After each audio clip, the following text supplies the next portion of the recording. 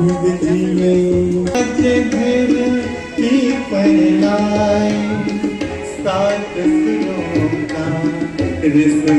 ताई साहेब पंचक्रोशीच्या सुदूर परिसरामध्ये खातरकीर्त आहेत याचा आम्हास सार्थ अभिमान वाटतो। सन्मान्य अतिथी व मान्यवरांच्या हस्ते दीपक प्रज्वलन या ठिकाणी झालेले आहे। आपण भारतीय आहोत याचा आम्हास सार्थ अभिमान वाटतो। या प्रसंगी देशभक्तीपर गीती समृद्धम युक्ती समृद्धम भवतु भारतम।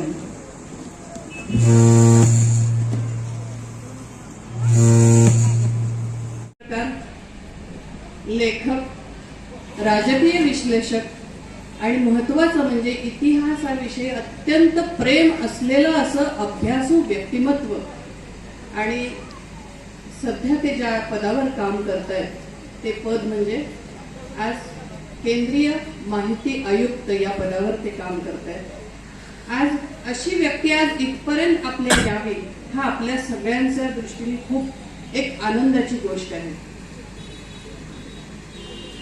मोरकर साहेब आपण इथे आलात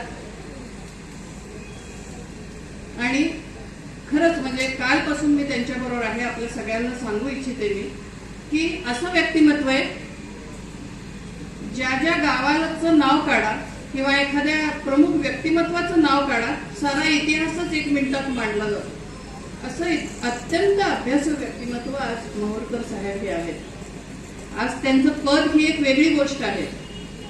इंडिया टुडे मध्ये त्यांनी इतकी वर्ष अत्यंत चांगलं गुजरातमध्ये काम केलं आणि त्यानंतर काही वर्षांपूर्वी ते दिल्लीमध्ये केंद्रीय माहिती आयुक्त म्हणून काम करतायत। आज एक जजचं काम आहे।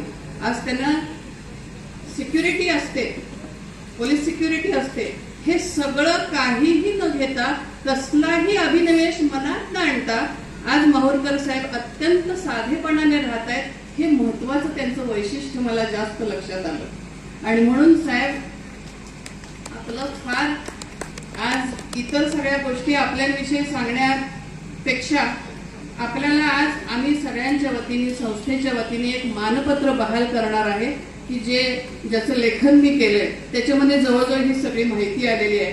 त्याच्यामुळे आपल्याविषयी मानपत्रातूनच मी जास्त बोलेन। काल आपल्या सगळ्यांना सांगायला आवडेल की सोळशीमध्ये कार्यक्रम झाला 50-60 लोकांचं की तो कार्यक्रम असा झाला की साहेबांनी जे मिशन भारतभर चालू केलेलं आहे की संस्कृती वाचवा देश वाचवा। आज तुम्ही आम्ही सगळे सोशल मीडिया टीव्ही हे मोबाईल सतत याच्या वाचून आपण जगू शकत नाही आणि मग आपणच इतके ऍडिक्ट झालेला असतो।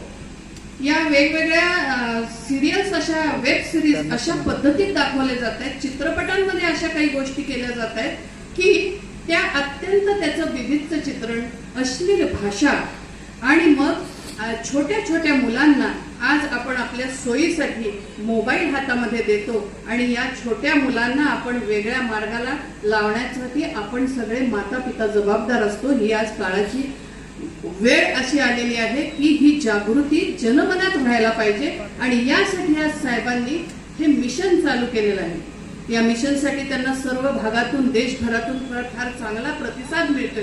आज साहेबांना इथं बोलवायचं कारणच हे आहे। आज माझ्या माता भगिनी इथं आहेत जे आज आम्ही शैक्षणिक क्षेत्रात साहेब काम करतो। रोज घडीला अशा केसेस आम्हाला सगळ्यांना बघायला मिळत आहेत की या मुलांचं काउन्सिलिंग करायचं तरी किती की तुम्ही ही समाज व्यवस्था सगळे ढवळून काढतायत ही मुलं आजकालची। हा प्रत्येकाला विचारायचा प्रश्न आहे।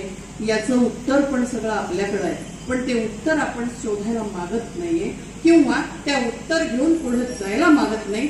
आता मला माहूरकर साहेबांच्या रूपाने एक असं आगळं व्यक्तिमत्व दिसतंय की तुम्ही आम्ही सगळेजण त्यांच्याबरोबर जुडलं जायला पाहिजे तरच या भारत देशाची संस्कृती ही वाचू शकेल। आणि म्हणून जे त्यांनी मिशन आणलेलं आहे की सेव्ह कल्चर सेव्ह नेशन। आपली संस्कृती आपण नाही वाचवली तर आपला देश नाही वाचू शकत। उद्याची पिढी तुमच्या आमच्या हातामध्ये आहे। आपण थोडस पुढे होऊन हातात हात घालून साखळी करून या सगळ्यांना आज जखडलं गेलं पाहिजे की ह्या चुकीच्या गोष्टी ह्या बाजूला व्हायला पाहिजेत। हा त्यांचा आजपर्यंतचा विचार आहे। एवढा विचार हा जो काही मी कालपासून ऐकतेय, त्यावेळेला आपण राष्ट्रामध्ये भेडसावणाऱ्या अनेक गोष्टी आहेत. त्याच्यातलंच हे संस्कृती वाचवा ही जी मोहीम आहे, त्याच्यामध्ये तुम्ही उपाययोजना शोधताय, त्याच्यामध्ये तुम्ही उत्तर शोधताय आणि सगळ्यांना बरोबर घेऊन या उत्तराला सामोरं जाऊन देशाला आज एक महासत्ता, आपण म्हणतो ना महागुरु, तर महासत्ता बनवण्यासाठी, महागुरु बनवण्यासाठी सगळ्यांनी एक आलो तर उद्याची जनरेशन, उद्याची पिढी ही चांगली घडेल. हा विषय आपण घेऊन समोर आलेला आहात. कारण सगळीकडे तुमचं OTT असो, सोशल मीडिया, ते वेब सिरीज, या सगळ्यामध्ये इतकं भयान प्रकार झालेला आहे की आता आपण पेटून उठायला पाहिजे. हे बघून बघून आपली सगळी मनं खराब व्हायला लागलेली, संस्कृती खराब व्हायला लागली, बिघडायला लागली. याच्यासाठी माहूरकर साहेबांनी आज एक खूप चांगलं मिशन इथं घेऊन आलेलं आहे. आता असा विषय की अशी एक चांगली व्यक्ती, आणि आज आदर्श माता पुरस्कार आपण फोटो बघतोय मातेचा तिकडे, तर सगळ्यांना हा प्रश्न पडतो की अरे हे ताईंनी का आज ही माता सिलेक्ट केली असेल, पुरुष माता. तर अगदी सहज मला का वाटलं हे मी सांगते. मला एक मोबाईलवर असंच एक क्लिप आली आणि मी बघत होते. तर हे आजच्या आदर्श माता ज्यांना आपण देतोय, मातृहृदय रवी बोडके यांना आपण हा पुरस्कार देतोय. तर त्यांची मी क्लिप बघितली, मी त्यांना फोन केला की म्हटलं अरे हे तुम्हाला कसं वाटलं, हे का करावं असं वाटलं. असं जस्ट फोनवर डिस्कशन केलं आणि योगायोग काय की नंतर 8 दिवसात त्यांच्या त्या आश्रमच्या वरनं मी समोरून निघाले होते. मी त्यांना फोन केला, मी येते. माझ्या मनात पण काही नव्हतं आणि त्यांचा आश्रम बघितला. त्या सगळ्या महिला पुरुष जवळजवळ 80-90 लोक होते.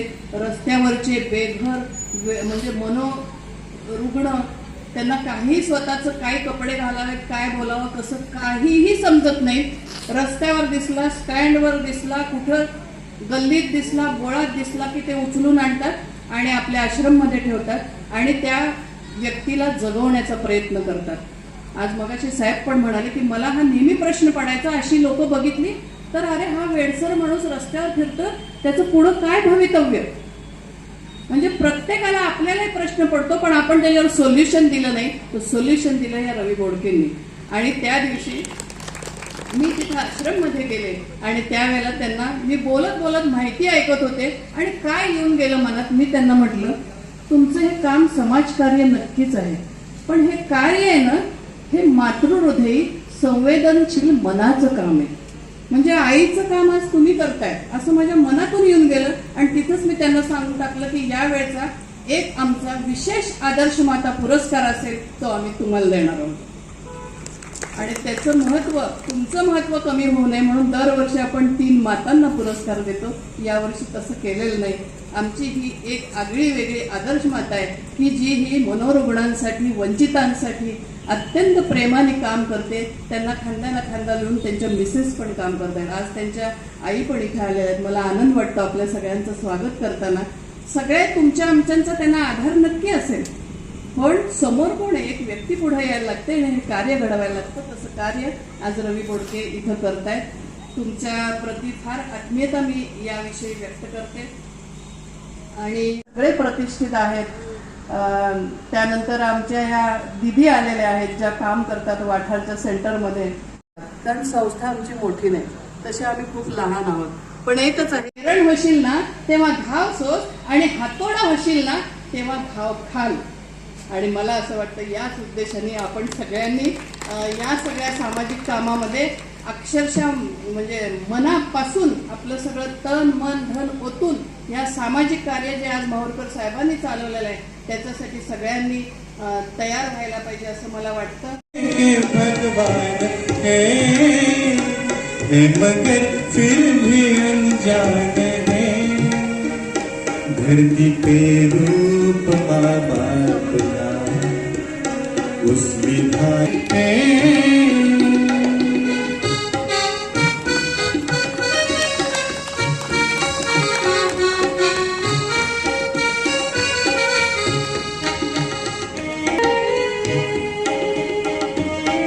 जो नाम जिनसे मिला थाम कर जिनकी उंगली है बचपन चला, धरती पे रूप माँ बाप का.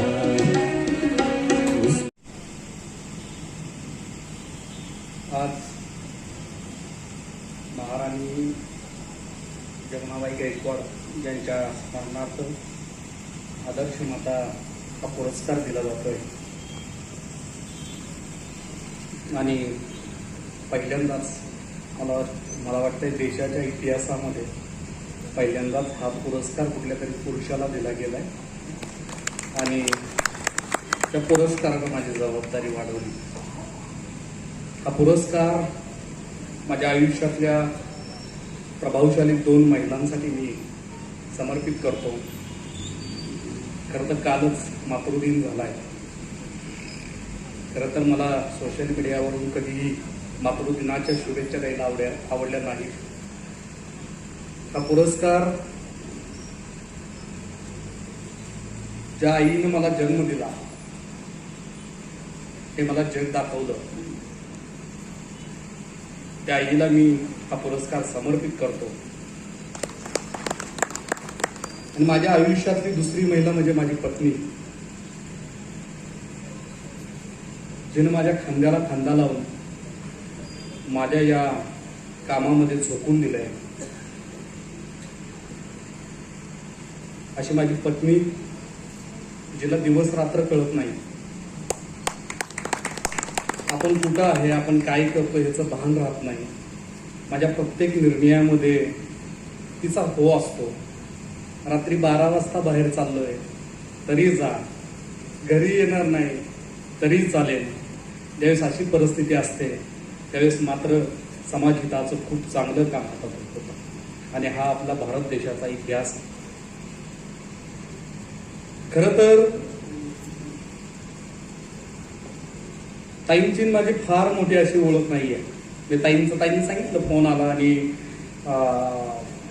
मी सगळी माहिती सांगितली. आणि कुणी जरी आलं तर मी सगळी माहिती सांगतो, काय करतोय, कसं करतोय.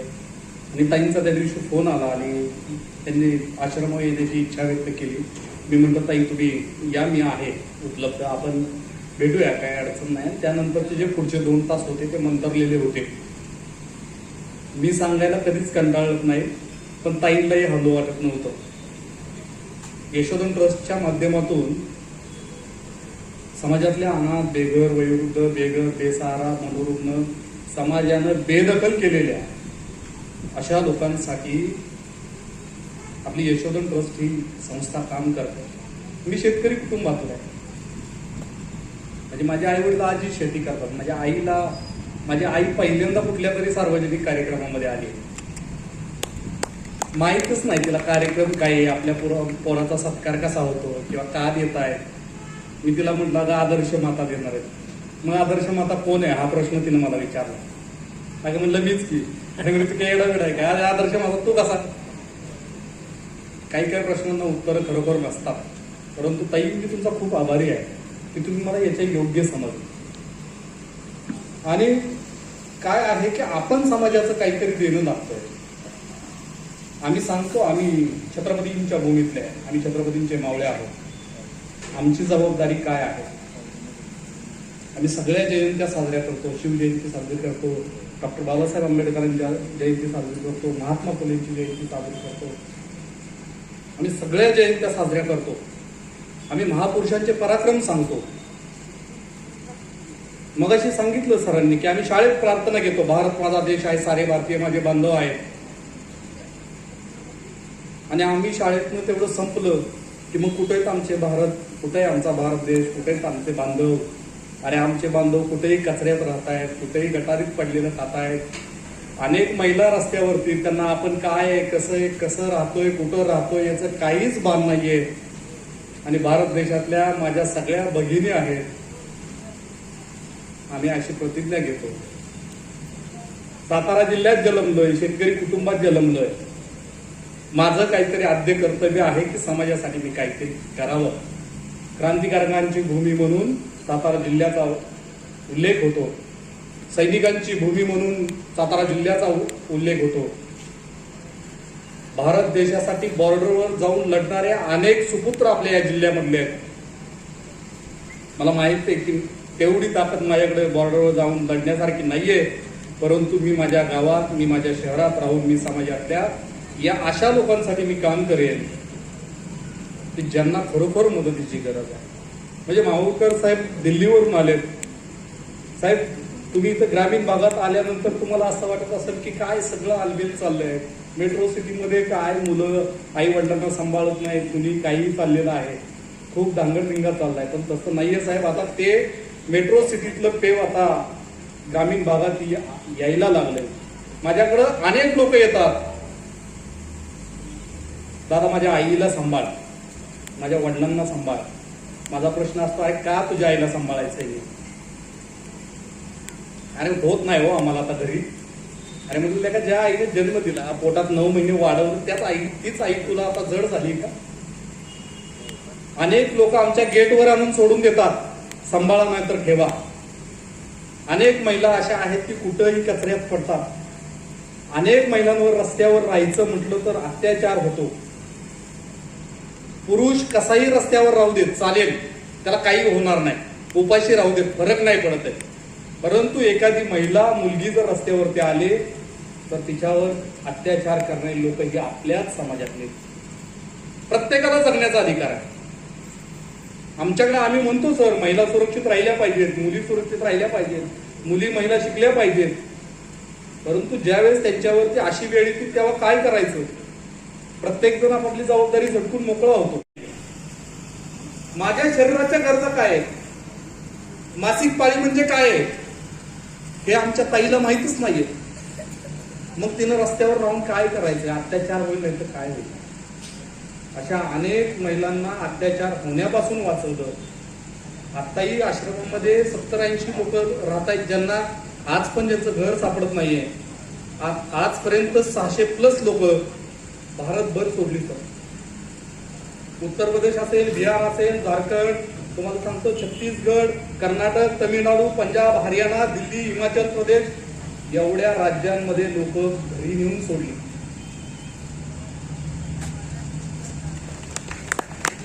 आम्ही म्हणतो आम्ही छत्रपतींचे मावळे, मला माहित नाही मी कधी जयंती साजरी केली नाही, परंतु ह्या लोकांना सांभाळून मी माझ्या छत्रपती शिवाजी महाराजांची, माझ्या शाहू महाराजांची, आंबेडकरांची आणि फुलेंची मी रोज जयंती साजरी करतो. कारण आम्हाला हल्ली असं झालंय, मी इतके वाईट वाईट प्रसंग रोज बघतो, माझ्या भावना अक्षरशः मेल्या. बापाच्या कानाखाली फटकन कानफाडत मारणारी मुलं मी बघितली. आईच्या केसाला धरून फरफडत वळून रस्त्यावर आणून टाकली, चल निघ, तुझी गरज नाही मला. तर किती निर्दयी झालोय आपण. आणि काय तिला यातना होत असते. आईच्या केसाला धरून तुम्ही रस्त्यावर आणून टाकताय, बापाला प्रॉपर्टीसाठी मारताय. साहेब आमच्या इथं एक गाव आहे हायवेला, मला एक फोन आला. मला सांगितलं रवी दादा तिथे एक आजोबा बसले, तेवढं तुम्ही बघा. मी गाडी लगेच पाठवली. आज पण जिल्ह्यात, मी आज रहमतपूरमध्ये बोलतोय, रहमतपूर मधली अनेक लोक मी घेऊन गेलोय, अनेकांना उपचार मिळवून दिले. मला सांगितलं ते आजोबा तिथं बसलेत, तुम्ही जाऊन बघा. आणि गाडी पाठवली पटकन. 10, 10:30, 11 वाजले होते रात्रीचे, आणि पाठवले, घेऊन आलो त्यांना. 80 वर्षाचे आजोबा, गळ्यात माळ होती, खूप सज्जन, एक पिशवी हातात होती. मी त्यांना विचारलं काय बाबा, का आलाय तुम्ही, का रस्त्यावर राहत होता? सांगायची काहीच मानसिकता नव्हती. म्हटलं ठीक आहे, राहा तुम्ही, काही अडचण नाही. सुरुवात झाली राहायला. रोज सकाळी हरिपाठ, पूजापाठ आपलं रोज चालू आहे. आमच्या आश्रमामध्ये एक मंदिर आहे, तिथं रोज हरिपाठ करायचे ते. मलाही बरं वाटायचं की चलो वयोवृद्ध कोणतरी ज्येष्ठ माणूस आहे की जो रोज पूजा अर्चा करतोय, खूप चांगलं प्रसन्न वातावरण आश्रमामध्ये राहत आहे. 1-1.5 वर्ष झाल्यानंतर मला त्यांनी सांगितलं की आता थोडं छातीत दुखतोय माझ्या. पटकन ॲम्ब्युलन्स बोलवली, दवाखान्यात ऍडमिट केला, अटॅक आला होता, थांबवला. डॉक्टर म्हणले अटॅक होता, आता ठीक आहे, काय अडचण नाही, पण वय वर्ष 80 आहेत, कधीही काय होऊ शकतं.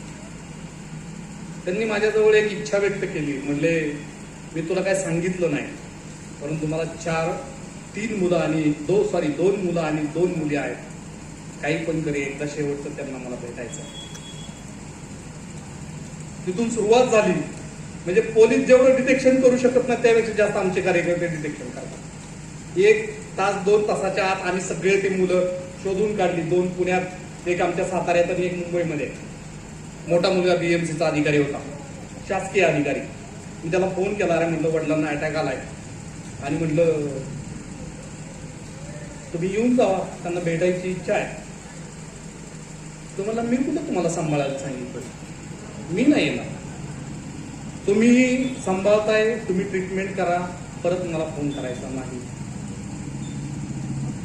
बरं मी मुलींना फोन केला, दुसऱ्या मुलाला फोन केला, सगळ्यांनी अशी उत्तर दिली की नाही येणार, आमचा संबंधच नाही त्याच्याशी. म्हणजे काय जन्मता त्या बापाला अटॅक आलाय, मरणाच्या दारावर बाप उभा आहे आणि आता तुम्हाला बापाला भेटावं असं वाटत नाही, काय झालं असेल. बाबांकडे गेलो, म्हणलं निरोप तर दिलेत मुलांना, मी येतो म्हणालेत. म्हणलं काय झालंय. म्हणजे मी गिरणी कामगार होतो, आयुष्यभर खूप काबाड कष्ट केलं, मुलांना शिकवलं, मुलींना उच्च शिक्षित केलं, नोकरीला लावलं. माझी इच्छा होती मी जिवंत आहे ना तोपर्यंत जी माझी जमीन आहे, जी माझी प्रॉपर्टी ना, समान इच्छानं पोरांच्या वाटणीला झालं आणि मी ती वाटून दिली. आणि ज्या दिवशी प्रॉपर्टी नावावर झाली त्या दिवशी बापाला बेदखल केलं, एकालाही सांभाळायला तयार झाला नाही. सगळ्यांनी हात वर केले, आता सांभाळणार नाही. ते आजोबा पण ग्रामीण भागातले लोक सर आत्मसन्मानी असतात, त्यांनी आपली बॅग उचलली, रस्त्यानं चालायला सुरुवात केली. डर था उसको संताजी घोरपड़े का. उस वक्त छत्रपति संभाजी महाराज का बलिदान देखिए, इतने बड़े व्यक्ति को पैदा किया था, दुनिया को दिया था, इसका गर्व. मार्क फैमिली केयर करके फ्रेंच ट्रैवलर यहाँ आया था, 2 बार आया था छत्रपति शिवाजी के कार्यकाल में. उसने जो लिखा है छत्रपति शिवाजी महाराज, चौल नाम का जो एक बंदर है, चौल कोकण में, वहां पे जो वॉइसरॉय था,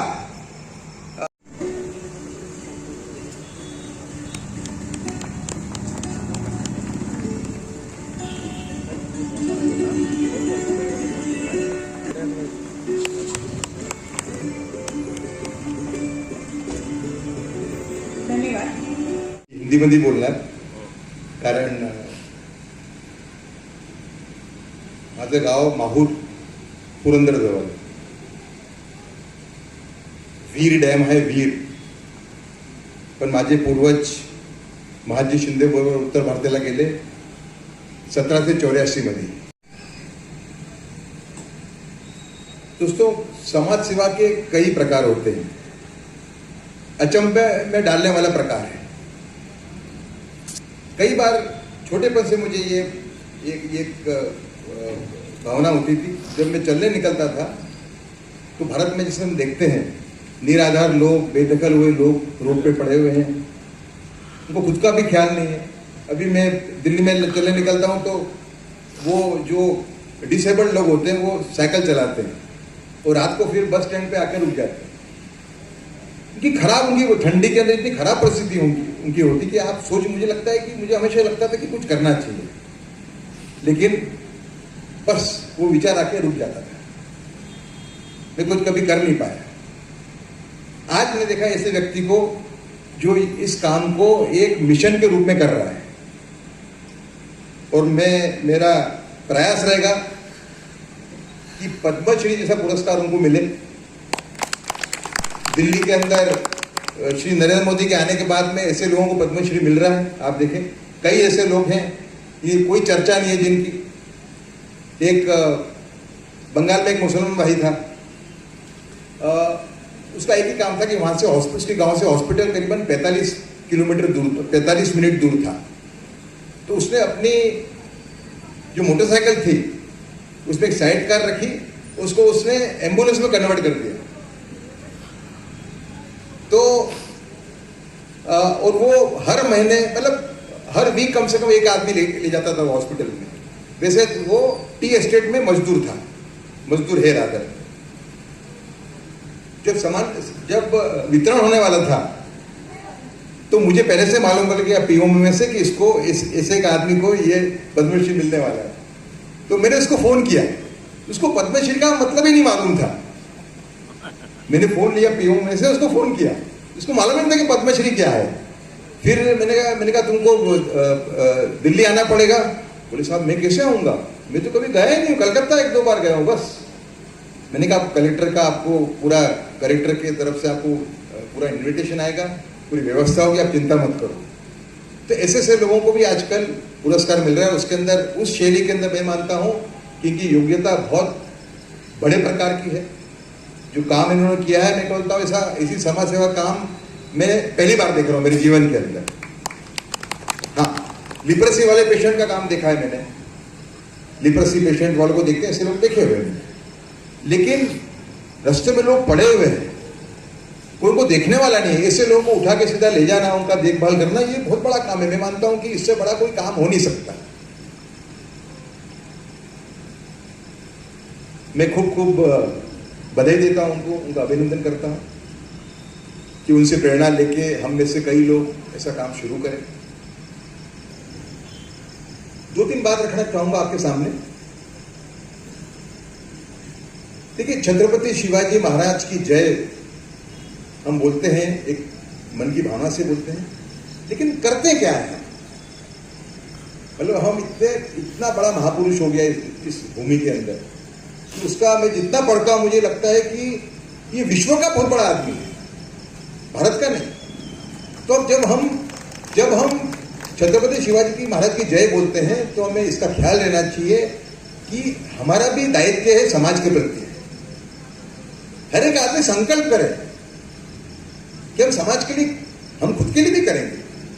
हम खुद संस्कृति, अच्छी संस्कृति को हम स्वीकारेंगे, हम उनसे प्रेरणा लेके खुद के लिए भी बड़ा काम करेंगे, लेकिन समाज के लिए भी करेंगे, ये विचार होना चाहिए। देखिए, छत्रपति शिवाजी महाराज के बारे में एक नया विचार मैंने रखा है समाज के सामने। बहुत लोग उसको लाइक करते हैं, मैं आपके सामने भी रखना चाहूंगा। देखिए, छत्रपति शिवाजी महाराज को हम कहते हैं राजा, लेकिन जब उनका देहांत हुआ, जब उनका स्वर्गवास हुआ, जब उन्होंने दुनिया छोड़ी, उस टाइम में राजा नहीं थे, वो सम्राट थे। देखिए, उनके राज्य अभिषेक में हमारी छत्रपति शिवाजी महाराज की स्टोरी खत्म हो जाती है, लेकिन समय बड़ा काम उन्होंने राज्य अभिषेक के बाद में किया है, दक्षिण दिग्विजय। और जब उनका स्वर्गवास हुआ उस टाइम पे उनकी राज्य की लंबाई थी 1600 किलोमीटर। दक्षिण गुजरात से शुरू होती थी, महाराष्ट्र, कर्नाटक, तेलंगाना, आंध्रा और तमिलनाडु में जाके मद्रास के आके 200 किलोमीटर जाके उसका अंत होता था। उसकी चौड़ाई कम थी, लंबाई 1600 किलोमीटर की थी। हमारे इतिहासकारों ने जो आक्रमणकार आए, काबुल से आए, गजनी से आए, उनको हीरो बना के रखा हुआ, इन द सेंस कि कितने, वो कहते हैं कि कितने पुरुषार्थ है इनके अंदर। तो याद रहे, काबुल से दिल्ली का जो अंतर है वो सिर्फ 1350 किलोमीटर है। छत्रपति शिवाजी महाराज की जो राज्य की लंबाई थी उससे कम है। घूर, जहां से मोहम्मद गोरी आया, जिसने मुस्लिम राज देश में कायम किया, वो घूर की जो अंतर है दिल्ली से, वो सिर्फ 1525 किलोमीटर है। छत्रपति शिवाजी महाराज की जो लंबाई थी राज्य की, उससे कम है।